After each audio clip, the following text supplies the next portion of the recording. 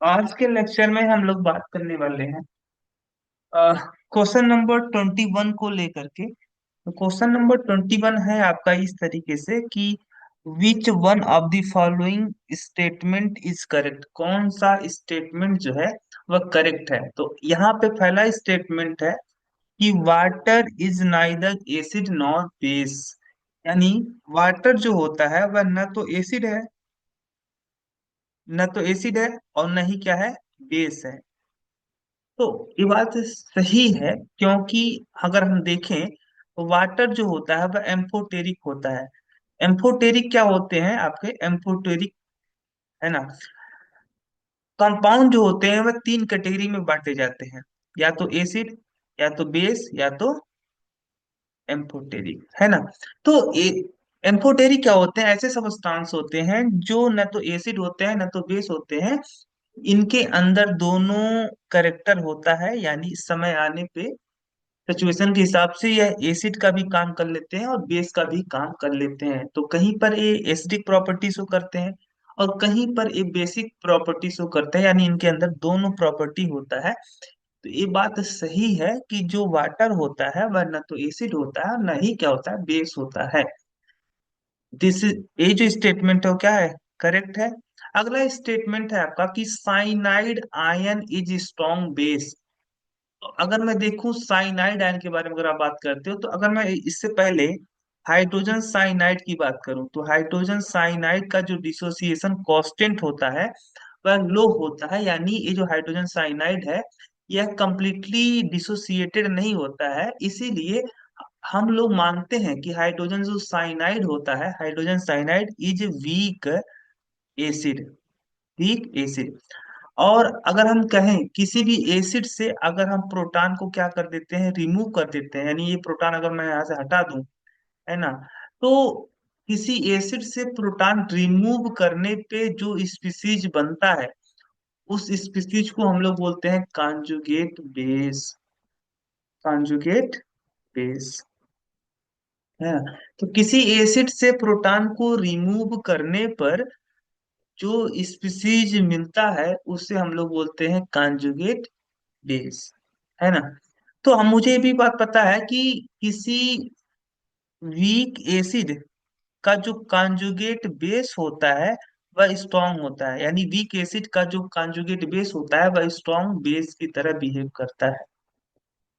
और अगर strong acid है तो स्ट्रांग एसिड का जो कॉन्जुगेट बेस बनेगा वह क्या होगा, आपका वीक बेस होगा, वीक बेस, है ना। तो इस हिसाब से जो साइनाइड आयन होगा, क्योंकि cyanide ion is conjugate base of weak acid, so अगर ये वीक एसिड का कंजुगेट बेस है तो ये आपका कैसा होगा, स्ट्रॉन्ग बेस की तरह बिहेव करेगा। तो ए वाला स्टेटमेंट भी क्या है, करेक्ट है, ट्रू है। अगला है formic acid is strong acid, no. Formic acid जो होता है वो वीक एसिड होता है। Chloride ion is an strong base. तो क्लोराइड आयन की बात करोगे तो पहले आप बात कर लो हाइड्रोजन क्लोराइड की। तो हाइड्रोक्लोरिक एसिड जो होता है वह एक स्ट्रॉन्ग क्या होता है, एसिड होता है। और स्ट्रॉन्ग एसिड का, अब इस हाइड्रोजन क्लोराइड से अगर मैं प्रोटॉन को रिमूव कर दूं तो क्या बचेगा, क्लोराइड आयन, है ना। तो जो क्लोराइड आयन होगा this is conjugate base of hydrogen chloride या हाइड्रोक्लोरिक एसिड।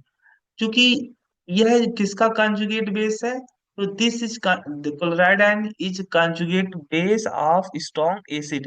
तो स्ट्रॉन्ग एसिड का जो कंजुगेट बेस होता है वो कैसा होता है, वीक होता है, यानी दिस इज वीक बेस। तो ये स्टेटमेंट भी गलत हो गया, यानी करेक्ट स्टेटमेंट होगा फर्स्ट एंड सेकंड। अगला क्वेश्चन है क्वेश्चन नंबर 42।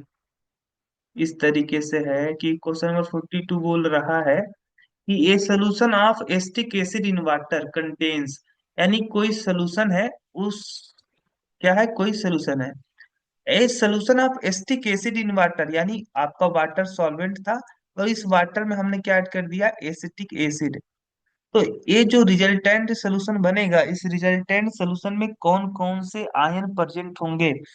मुझे पता है कि जब एसिटिक एसिड वाटर के संपर्क में आएगा, यानी जब इसे वाटर में डिजोल्व किया जाएगा, तो यह एसिटिक एसिड वह कुछ इस तरीके से डिसोसिएट हो जाएगा।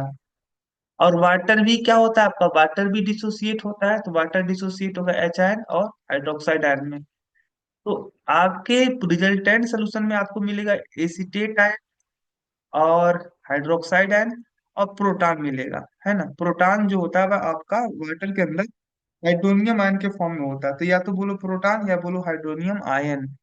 तो आपका जो रिजल्टेंट सोल्यूशन होगा उसमें मिलेगा क्या क्या, एक तो आपका मिलेगा हाइड्रोक्साइड आयन मिलेगा, हाइड्रोनियम आयन मिलेगा, एसीटेट आयन मिलेगा, और कुछ ऐसे एसिटिक एसिड के मॉलिक्यूल होंगे जो कि डिसोसिएट ही नहीं हुए होंगे, ये भी पाया जाएगा, यानी करेक्ट आंसर होगा आपका सी वाला।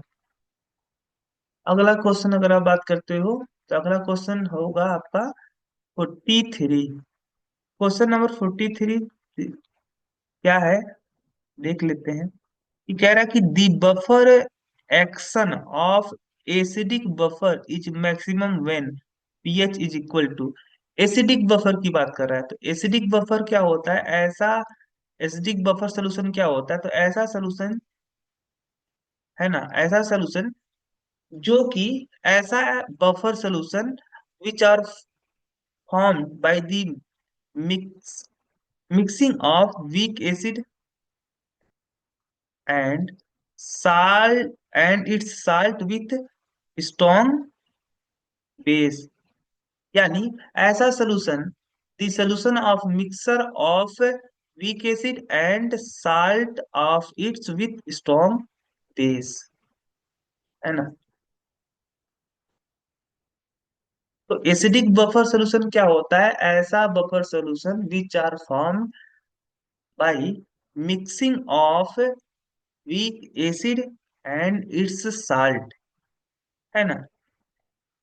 तो आप एसिडिक बफर के लिए हेंडरसन इक्वेशन की बात करते हो, तो हेंडरसन जो इक्वेशन है उसमें आपको क्या बताया जाता है, किसी भी एसिडिक सोल्यूशन का जो पीएच वैल्यू होता है वह कैसे कैलकुलेट किया जाता है, तो किसी भी एसिडिक बफर सोल्यूशन का पीएच जो वैल्यू होता है वह होता है P H is equal to P K A plus log concentration of salt और आपका कंसंट्रेशन ऑफ एसिड, है ना।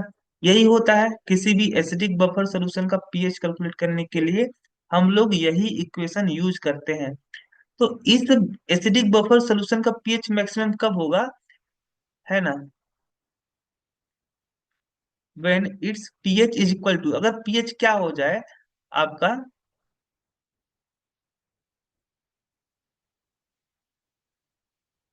Buffer solution of acidic buffer is maximum when its pH is equal to, अगर पीएच आपका क्या हो जाए,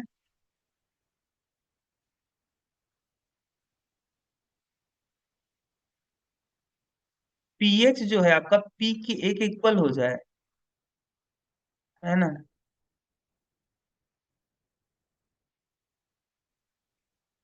अगर पीएच पी के एक इक्वल हो जाए,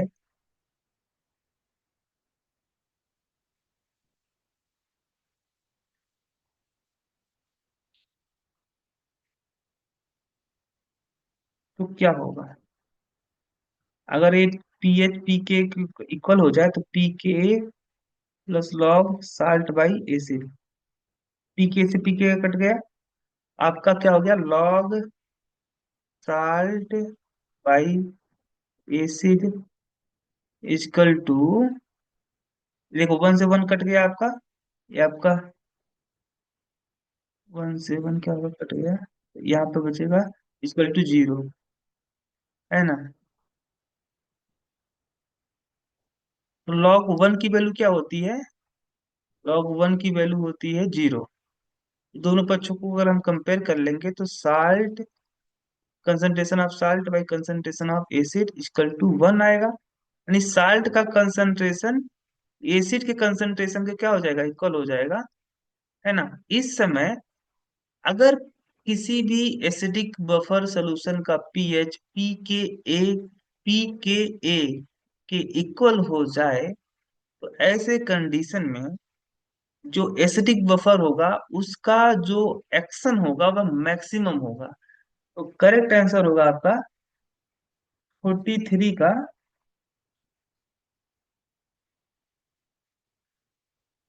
डी, तो किसी भी बफर, एसिडिक बफर सोल्यूशन का पीएच अगर पी के ए के इक्वल हो जाए तो तो क्या हो जाएगा, हम देख सकते हैं कि यहाँ पे जैसे मैंने pH equal to P K ए रखा, वैसे ही आपका साल्ट और एसिड का कंसंट्रेशन क्या आया, सेम आया। तो ऐसे केस में अगर आपका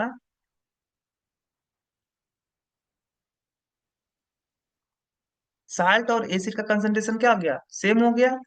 और साल्ट और एसिड का कंसंट्रेशन सेम होने का मतलब जितना भी एसिड है वो सारा का सारा एसिड का हो जाएगा आपका साल्ट में कन्वर्ट हो जाएगा। यानी उस समय इसका जो एक्शन होगा वह क्या होगा, मैक्सिमम होगा।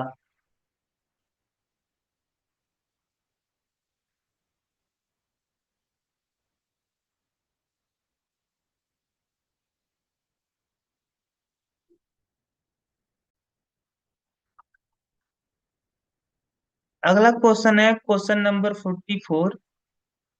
कुछ इस तरीके से है कि 0.1 0.1 normal solution of sodium carbonate is titrated with 0.1 normal HCl। Best indicator is, है ना। तो अगर मैं क्या करूं, निकालूं, देखो क्या है, एक सोल्यूशन है, वह सोल्यूशन किसका है, सोडियम कार्बोनेट का।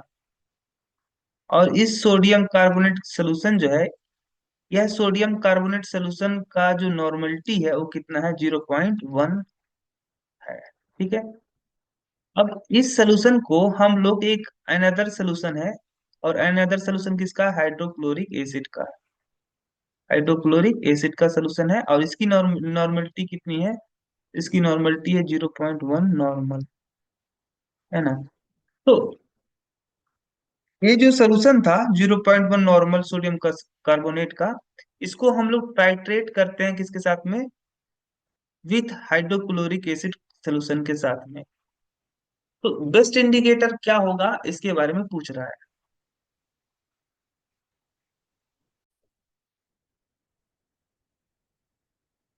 क्वेश्चन नंबर 44 बोल रहा था कि अगर हम क्या करें, 0.1 नॉर्मलिटी का एक सोल्यूशन है, और वो सोल्यूशन किसका है, सोडियम कार्बोनेट का। और इस सोल्यूशन को हम लोग टाइट्रेट कर रहे हैं विथ 0.1 नॉर्मलिटी हाइड्रोक्लोरिक एसिड के साथ में, तो बेस्ट इंडिकेटर क्या होगा। तो अगर मैं जानता हूं कि जो सोडियम कार्बोनेट होता है, ये सोडियम कार्बोनेट का जो एक्वस सोल्यूशन होता है वह कैसा बिहेव करता है, वीक एसिड की, वीक बेस की तरह बिहेव करता है। तो मान लीजिए कि ये आपका क्या है, एक ब्यूरेट स्टैंड है इस तरीके से, है ना। ये आपका क्या है, ब्यूरेट स्टैंड है। और इस ब्यूरेट स्टैंड से क्लैंप के हेल्प से हम लोग एक ब्यूरेट को हैंग कर देते हैं। और इस ब्यूरेट में क्या भरा पड़ा हुआ है आपका, क्या फिलअप है, इस ब्यूरेट में फिल है, इस ब्यूरेट में फिलअप है हाइड्रोक्लोरिक एसिड का सोल्यूशन, जिसकी नॉर्मलिटी कितनी है, 0.1 है। और मेरे पास नीचे एक बीकर है, और इस बीकर में हमने सोडियम कार्बोनेट का एक एक्वस सोल्यूशन लिया हुआ है ना। और इसमें अगर हम मान लो कि इसमें मैं एक दो ड्रॉप मिथाइल ऑरेंज का, मिथाइल ऑरेंज का मैं एक दो ड्रॉप क्या ऐड कर देता हूँ, मिथाइल ऑरेंज। क्योंकि मिथाइल ऑरेंज क्या होता है, आपका एक इंडिकेटर होता है। मिथाइल ऑरेंज की खास बात होती है, मिथाइल ऑरेंज की खास बात होती है कि यह आपका बेसिक मीडियम में येलो कलर का होता है, और एसिडिक मीडियम में किस कलर का होता है, एसिडिक मीडियम में रेड कलर हो जाता है। क्योंकि अभी ये सोल्यूशन कैसा है, इस सोल्यूशन में आपका सोडियम कार्बोनेट डिजोल्व है, जो कि बेसिक नेचर का है। इस कारण से ये जो सोल्यूशन होगा, इस सोल्यूशन का रंग कैसा होगा, आपका येलो कलर होगा। लेकिन जैसे ही हम थोड़ा सा यहाँ पे क्या करेंगे कि ड्रॉप वाइज हम लोग इसको, जो आपका पिन है ब्यूरेट का, उससे हम थोड़ा सा अगर लूज करेंगे तो यहाँ से क्या होगा, आपका एसिड नीचे गिरने लगेगा ड्रॉप वाइज, है ना। तो जैसे अब देखो, जब हाइड्रोक्लोरिक यहाँ पे इस बीकर के अंदर आएगा, तो यहाँ पे ऑलरेडी जो सोडियम कार्बोनेट प्रेजेंट है वह रिएक्शन करेगा। यह सोडियम कार्बोनेट जो कि इस बीकर में ऑलरेडी प्रेजेंट है, वह रिएक्ट करने लगेगा विथ हाइड्रोक्लोरिक एसिड, और जब रिएक्शन होगा तो यहाँ पे एक न्यूट्रलाइजेशन रिएक्शन होगा जिसमें सोडियम क्लोराइड बनेगा, कार्बन डाइऑक्साइड गैस रिलीज होगा और प्लस H2O, है ना। तो यानी धीरे धीरे करके क्या होगा कि हाइड्रोक्लोरिक एसिड ऐड करने पे इसमें जो बीकर में आपका प्रेजेंट है सोडियम कार्बोनेट, ये धीरे धीरे करके क्या होगा आपका रिएक्ट करने लगेगा विथ हाइड्रोक्लोरिक एसिड, है ना। और हाइड्रोक्लोरिक एसिड के साथ में रिएक्ट करने पर क्या होने वाला है, यहाँ पे न्यूट्रलाइजेशन रिएक्शन होगा। और जिससे क्या होगा कि जो आपका बीकर में प्रेजेंट था सोडियम कार्बोनेट, वह इसकी मात्रा घटने लगेगी। क्यों घटने लगेगी? क्योंकि जो हाइड्रोक्लोरिक एसिड आपका ड्रॉप वाइज गिर रहा है ब्यूरेट से, यह सोडियम कार्बोनेट के साथ के साथ में रिएक्शन करके इसे न्यूट्रलाइज कर दे रहा है। अब क्या हो रहा है, धीरे धीरे करके जो सोल्यूशन आपका बेसिक नेचर का था वह धीरे धीरे घटने लगेगा इसका बेसिक नेचर, क्योंकि जो बेसिक सब आपका मटेरियल है सोडियम कार्बोनेट, या इसकी मात्रा घट रही है। घटते घटते क्या होगा, जब इंड पॉइंट पे क्या होगा, तो इंड पॉइंट पे आपका सारा का सारा सोडियम कार्बोनेट क्या हो जाएगा, खत्म हो जाएगा। और जब सारा का सारा सोडियम कार्बोनेट खत्म हो जाएगा, और वैसे ही जैसे ही इंड पॉइंट आएगा सारा का सारा सोडियम कार्बोनेट क्या हो जाएगा, खत्म हो चुका होगा। और एक ड्रॉप भी अगर आपका गिरा क्या हाइड्रोक्लोरिक एसिड का, तो ये सोल्यूशन आपका कैसा हो जाएगा, एसिडिक नेचर का हो जाएगा। और जैसे ही एसिडिक नेचर को का होगा यानी इंड पॉइंट पे आपका जो सोल्यूशन होगा वह येलो कलर से किस कलर का हो जाएगा, रेड कलर का हो जाएगा। मिथाइल ऑरेंज की खास बात ये होती है कि मिथाइल ऑरेंज जो होता है वह एक ऐसा इंडिकेटर है जो कि slightly slightly acidic medium slightly medium होने पर अपना रंग क्या कर देता है, चेंज कर देता है। यानी थोड़ा सा भी अगर सोल्यूशन एसिडिक होगा तो तुरंत कलर चेंज हो जाएगा, यही इसकी खास बात होती है। और मिथाइल फिनोप्थेलिन इसलिए नहीं ले सकते हम लोग क्योंकि फिनोप्थेलिन को हम लोग जानते हैं कि फिनोप्थेलिन जो होता है वो बेसिक मीडियम में पिंक कलर होता है ना। बेसिक मीडियम में क्या होता है, पिंक कलर का होता है। और ये जो इंडिकेटर है, जब रिएक्शन चल रहा होगा तो आधे रिएक्शन पे केवल क्या करेगा, वर्क करेगा इंड पॉइंट पे। क्योंकि इंड पॉइंट के लिए क्या होना पड़ेगा, इंड पॉइंट पे एक कलर चेंज नहीं कर पाएगा, क्योंकि इंड पॉइंट पे क्या हो जाएगा आपका एसिडिक नेचर का हो जाएगा। एसिडिक नेचर में आपका कलरलेस हो जाएगा। लेकिन दिक्कत इस बात की है ना कि देखो देखो A7 है, 7 से नीचे होगा तो बेसिक होगा, सॉरी 7 से ज्यादा होगा पीएच तो बेसिक बोलते हैं हम लोग, और 7 से कम होगा तो एसिडिक होगा। इंड पॉइंट आपका कब आएगा, जब आपका इंड पॉइंट पे आपका जो सोल्यूशन होगा वह तरफ किसकी तरफ जाने लगेगा, एसिडिक की तरफ जाने लगेगा। तो यहाँ पे 7 से 8 की बात करते हो तो 7 से 8 के बीच में रेंज में इसका जो कलर होता है ना वो ऑलरेडी क्या होता है, लगभग लगभग मतलब पिंक कलर का उतना मालूम नहीं पड़ता है। यानी इस फिनोक्सेलिन इसलिए नहीं सुटेबल है क्योंकि जो फिनोक्सेलिन होता है वो बेसिक मीडियम में क्या देता है आपका, पिंक कलर देता है। तो जिसका जो पिंक कलर खत्म होने पहले, मतलब रिएक्शन खत्म होने से पहले ही वो पिंक कलर डिसअपियर हो जाएगा, क्योंकि इस इसका जो रेंज है ना वो बहुत कम होता है। फिनोप्थेलिन आपका थोड़ा सा स्लाइटली मोर बेसिक कंडीशन में पिंक कलर होता है। बहुत कम अगर आपका बेसिक नेचर का है सोल्यूशन, यानी उसका पीएच जो है वह लगभग अगर 7 से 8 के बीच में है तो उतना आपका उ- अच्छे से वर्क नहीं करता है। यानी इसीलिए हम कहते हैं कि यहाँ पे मिथाइल ऑरेंज होगा वह गुड इंडिकेटर होगा, क्योंकि मिथाइल ऑरेंज जो होता है वह बेसिक मीडियम में येलो कलर और एसिडिक मीडियम में रेड कलर होता है। और सबसे खास बात है कि यह स्लाइटली बेसिक कंडीशन में भी अपना रंग क्या कर देता है, तुरंत दिखा देता है। अगला क्वेश्चन है क्वेश्चन नंबर 45 कि the solution of calcium fluoride is dissolubility sorry solubility of किसका, कैल्शियम फ्लोराइड। सोडियम फ्लोराइड को अगर हम वाटर में डिसॉल्व करेंगे तो यह आपका कुछ इस तरीके से डिसोसिएट हो जाएगा। कुछ इस तरीके से क्या हो जाएगा, डिसोसिएट हो जाएगा। मान लो सपोज दैट कि जो कैल्शियम फ्लोराइड है जो कि सॉलिड स्टेट में है, इसकी सॉल्युबिलिटी कितनी है, मान लो कितना है, एस है। एस क्या, एस मोल पर लीटर है ना। तो जितना देखो कैल्शियम फ्लोराइड की जो सॉल्युबिलिटी है वह है एस मोल पर लीटर।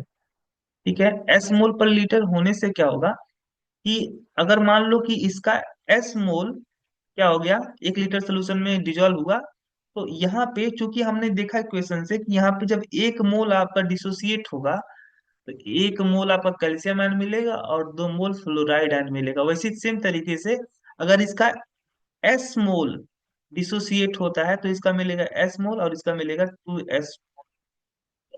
अब सॉल्बिलिटी प्रोडक्ट की बात करते हो तो सॉल्बिलिटी प्रोडक्ट क्या होता है? Solubility product is the product of the ions, concentration of ions.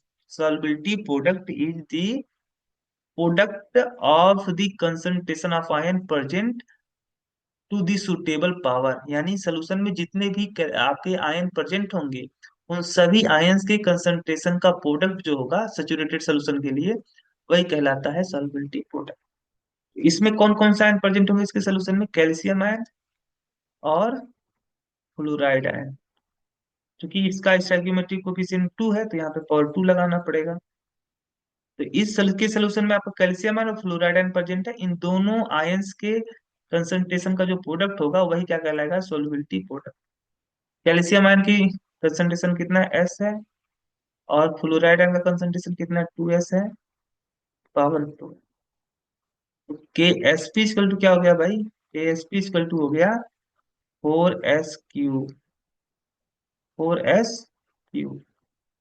के एस पी इक्वल टू हो गया आपका 4s क्यू।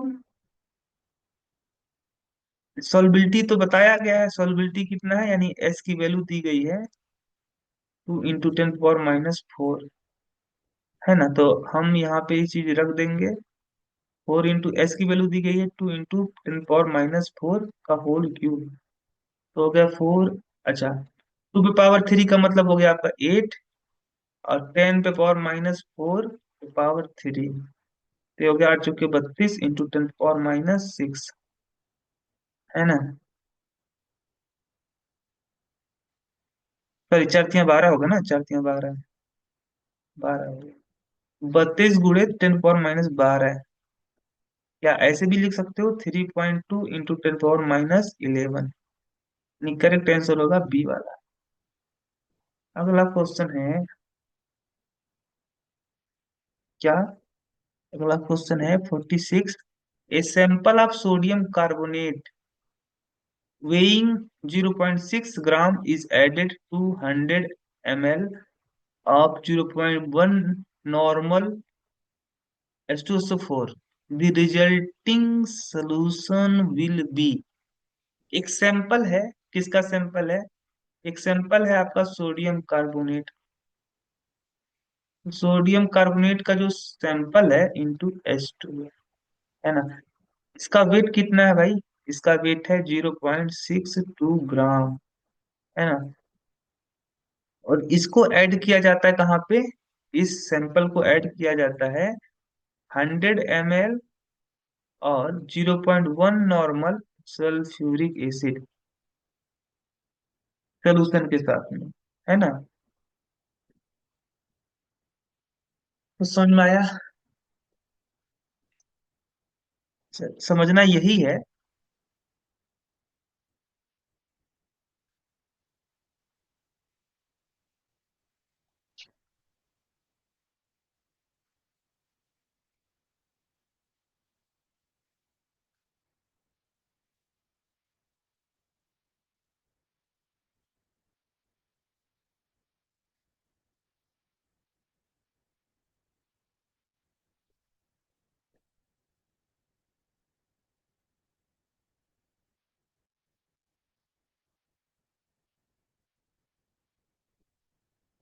देखिए, जो सैंपल है आपका सोडियम कार्बोनेट इंटू H2O, ये जो हाइड्रेटेड सोडियम कार्बोनेट है, इस मटेरियल का जो वेट है वह कितना है? 0.62 ग्राम है। तो अगर इस मटेरियल का यानी हाइड्रेटेड सोडियम कार्बोनेट का अगर मैं क्या निकालूं ग्राम इक्विवेलेंट, तो ग्राम अगर मैं इक्विवेलेंट निकालूं, इस मटेरियल का जो ग्राम इक्विवेलेंट होता है, ग्राम इक्विवेलेंट इक्वल टू क्या होता है? वेट अपॉन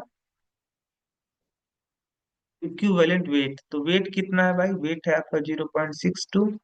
और अगर आप बात करते हो इक्विवेलेंट वेट का, तो इक्विवेलेंट वेट इक्वल टू होता है मोलिकुलर मास डिवाइड बाय, अब साल्ट है चूंकि, अब इस साल्ट साल्ट के लिए हम लोग क्या करते हैं, तो साल्ट के लिए अगर हम निकालते हैं इक्विवेलेंट वेट, तो साल्ट के लिए इक्विवेलेंट वेट क्या होता है, mass, molecular mass divide by charge present on cation और एनायन। तो मॉलिक्यूलर मास कितना होगा, सोडियम कार्बोनेट इंटू H2 होगा। तो देखो इसका मॉलिक्यूलर मास कैसे निकालोगे, दो सोडियम है तो 2 × सोडियम का 23, एक कार्बन है 12, तीन ऑक्सीजन है तो 3 × ऑक्सीजन का 16, और एक H2 हो तो 18, यानी कितना होगा, 23 दूनी 46, 46 से 12, 12 और 48, 16, 12 48 60, 60 हो गया है ना, और प्लस 18, तो कितना हो गया आपका,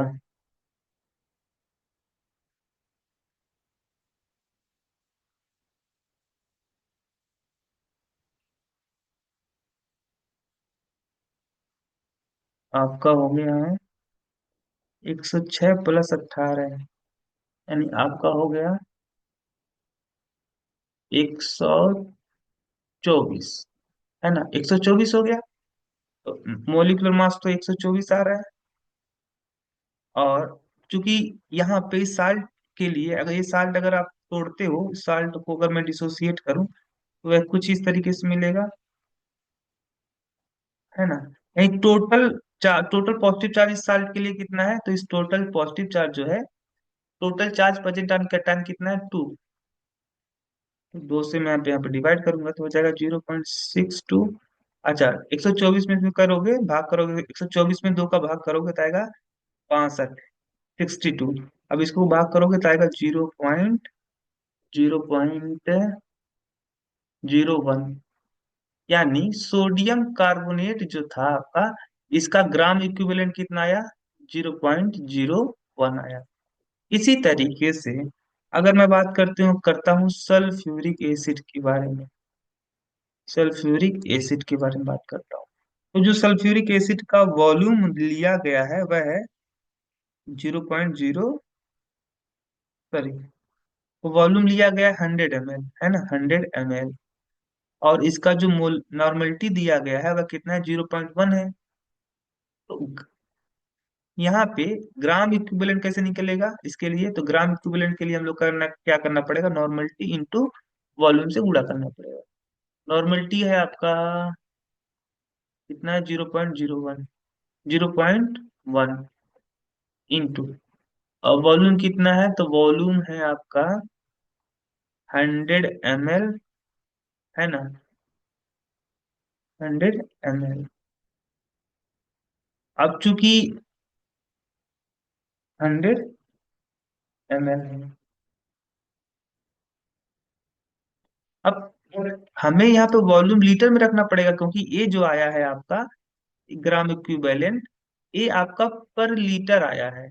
ग्राम ग्राम इक्विवेलेंट तो हम लोग क्या निकालते हैं, ग्राम इक्विवेलेंट, ये जो वैल्यू आई ना ग्राम इक्विवेलेंट, ये पर लीटर है, तो यहाँ पे 100 ml को मुझे लीटर में चेंज करना पड़ेगा इस तरीके से। तो यहाँ से दो जीरो से दो जीरो कट गया, इनका डिवाइड करोगे तो आएगा आपको 0.01, है ना। तो हमने देखा कि जो सल्फ्यूरिक एसिड था इसका कितना ग्राम इक्विवेलेंट था, 0.01, और जो सोडियम कार्बोनेट था इसका कितना ग्राम इक्विवेलेंट था, 0.01। तो न्यूट्रलाइजेशन रिएक्शन के लिए हम लोग जानते हैं, फॉर न्यूट्रलाइजेशन रिएक्शन क्या होता है, कि ग्राम इक्विवेलेंट ऑफ बेस और ग्राम इक्विवेलेंट ऑफ एसिड, जब दोनों बेस और एसिड दोनों का ग्राम इक्विवेलेंट सेम होगा, तब क्या होगा, न्यूट्रलाइजेशन रिएक्शन आपका होगा, है ना।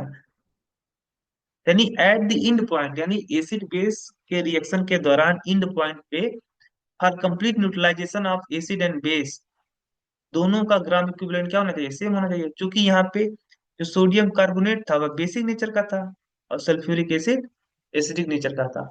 एसिड का भी ग्राम इक्विवेलेंट और बेस का भी ग्राम इक्विवेलेंट, दोनों का ग्राम इक्विवेलेंट सेम है। इसीलिए न तो एसिड बचेगा रिएक्शन में, रिएक्शन के पश्चात न तो एसिड बचेगा न तो बेस बचेगा, यानी न तो सल्फ्यूरिक एसिड बचेगा और न ही सोडियम कार्बोनेट बचेगा। तो कोई भी कुछ बात हुई तो हमारा जो रिजल्टेंट सोल्यूशन होगा वो कैसा होगा, न्यूट्रल होगा। करेक्ट आंसर होगा आपका न्यूट्रल, यानी 46 का बी। क्वेश्चन बहुत लेंदी था।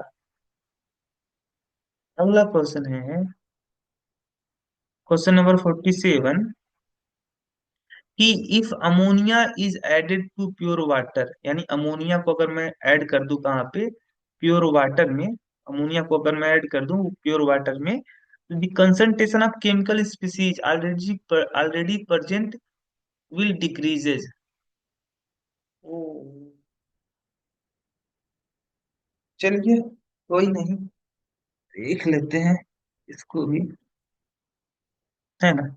यानी प्योर वाटर की बात करते हैं, प्योर वाटर में कौन कौन सी स्पीसीज आपके प्रेजेंट होते हैं, एच आयन और हाइड्रोक्साइड आयन। अमोनिया के ऐड करने से क्या होगा, अमोनिया इज ए बेस। और बेस क्या होते हैं, ऐसे ऐसे सब्सटेंस होते हैं जो दूसरे सब्सटेंस से क्या करते हैं, प्रोटॉन को एक्सेप्ट करते हैं। यानी अमोनिया जैसे ही ऐड करोगे वाटर में तो अमोनिया क्या करेगा, इस वाटर में ऑलरेडी जो प्रेजेंट है प्रोटॉन को एक्सेप्ट कर लेगा। और एक्सेप्ट कर लेगा तो एक्सेप्ट करके क्या बनाएगा, अमोनियम आयन। यानी अब चूंकि अमोनिया क्या कर रहा है, प्रोटॉन को एक्सेप्ट कर रहा है, तो प्रोटॉन की मात्रा क्या हो जाएगी, घट जाएगी। यानी प्रोटॉन का कंसंट्रेशन घट जाएगा। तो सही आंसर होगा आपका, प्रोटॉन का मतलब हाइड्रोनियम आयन, 47 का सी।